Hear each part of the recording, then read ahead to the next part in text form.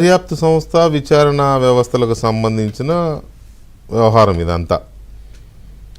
దీన్ని పూర్తిగా కేంద్ర ప్రభుత్వము లేదా కేంద్రంలో అధికారంలో ఉన్న పార్టీ పెద్దలు దీంట్లో జోక్యం చేసుకుంటున్నారనో లేకపోతే జగన్మోహన్ రెడ్డికి న్యాయం చేస్తున్నారనో ఇలాంటి ఆరోపణలు ఎలా చేస్తున్నారు?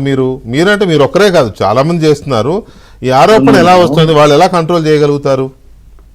ఇప్పుడు వెంకటకృష్ణ గారు సార్, కేంద్ర ప్రభుత్వాన్ని ఏమనుకుంటున్నారు మీరు?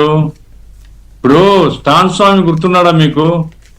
ఒక క్రైస్తవ సన్యాసి, అతనికి పెద్ద రాజకీయాల పాత్ర లేదు, సర్వీస్ ఓరియంటెడ్, ట్రైబల్స్ కు చచ్చిపోయేంత జైలు నుంచి బయటకు వదలలే అతన్ని. సాయిబాబా ప్రొఫెసరు, అవును, అతను చావు కంటే కొంచెం ముందు, అది కూడా 2 సార్లు ట్రయల్ జరిగిన తర్వాత నాగపూర్ కోర్టు కొట్టేస్తే అప్పుడు బయటకు వచ్చినాడు.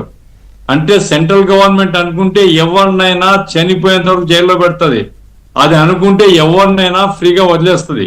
సెంట్రల్ గవర్నమెంట్ కు ఉండేటువంటి కమాండ్ గానీ, ఇప్పుడు సుప్రీంకోర్టే చెప్పింది కదండి, సిబిఐ అంటే పంజరంలో చిలుక. రీసెంట్ కూడా చెప్పింది, గతంలో కాదు, రీసెంట్ కూడా చెప్పింది. కాబట్టి పంజరంలో చిలుకను ఆడించే వాళ్ళు ఎవరు అనేది మనం ఎట్లా చెప్తున్నారు అంటే, పంజరం చిలుక ఆడుతుంది. ఇప్పుడు నా పాయింట్ ఏమంటే సార్, సిబిఐ వాళ్ళు ఈ కేసులో డిశ్చార్జ్ పిటిషన్స్ ఇన్ని వస్తున్నాయి, ఇవన్నీ ఒక్కొక్క కేసుకు మీరు హియరింగ్ ఒక రోజులో పూర్తి చేయండి అని రిక్వెస్ట్ చేయొచ్చు. రిక్వెస్ట్ చేయకపోతే పైకోర్టు పోవచ్చు కదా. ఆ రకంగా ఎక్కడో చోట జడ్జెస్ కూడా కొంచెం థ్రెట్ ఉండాలి కదా. వీళ్ళు గనక మనం కాదంటే పైకోర్టుకు పోతారు, అక్కడి నుంచి ఆర్డర్ వస్తుంది, మనం అకౌంటబుల్ అవుతాము పైకోర్టుకు అనేటువంటి అది లేనే లేదు.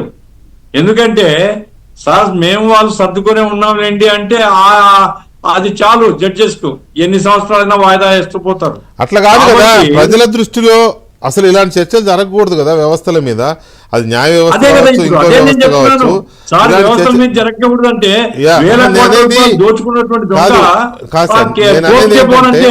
అవును, ప్రజల్లో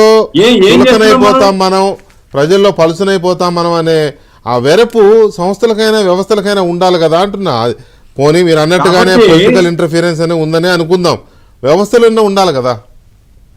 నా పాయింట్ ఏమంటారు సార్, ఒకటి వెంకటకృష్ణ గారు, if the state government is serious, state government కనుక, ఇప్పుడు చక్రవర్తి గారు కూడా చెప్పారు పొలిటికల్ ఇంటర్వెన్షన్ కనపడుతుంది, నేను చెప్తున్నాను, జీవిరెడ్డి కూడా పరోక్షంగా అంగీకరిస్తున్నారు, ఇదంతా కదా. If the state government is serious, నేను చెప్తున్నాను సుప్రీంకోర్టులో ఇంప్లీడ్ కావాలా. అయ్యా, ఈ మా రాష్ట్రానికి చెందిన ప్రజాధనం మా రాష్ట్రంలో ఒక బ్యాడ్ ఎగ్జాంపుల్ గా ఉంది,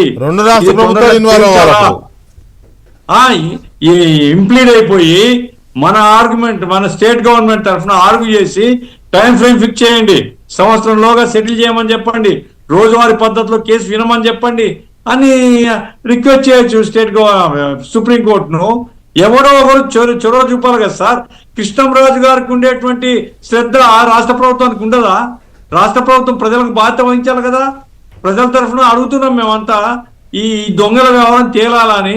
కాదు వాళ్ళు నిజాయితీ పరులా అదనే చెప్పమనండి. చాలా శుద్ధ పూసలయ్యా, వీళ్ళ మీద తప్పుడు కేసులు పెట్టినామంటే ప్రజలు అర్థం చేసుకుంటారు.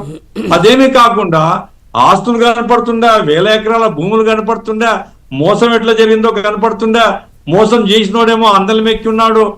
కాబట్టి స్టేట్ గవర్నమెంట్ అయినా సెంట్రల్ గవర్నమెంట్ నేను డిమాండ్ చేస్తాను, సెంట్రల్ గవర్నమెంట్ సపోర్ట్ ఎక్కడుంది?